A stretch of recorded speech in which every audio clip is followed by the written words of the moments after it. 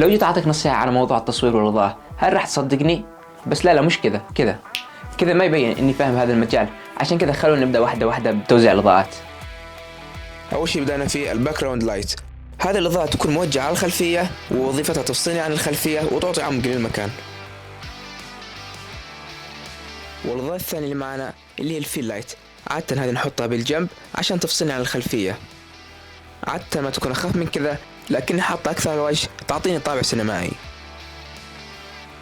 والآن مع أهم نوع اللي هي الكي لايت. هذا الإضاءة الأساسية والأقوى، نحطها عادة قدامنا بس مايلة شوي بزاوية 45 درجة. مهمتها الأساسية إنها تنور وجهي وتبرز الملامح بشكل واضح.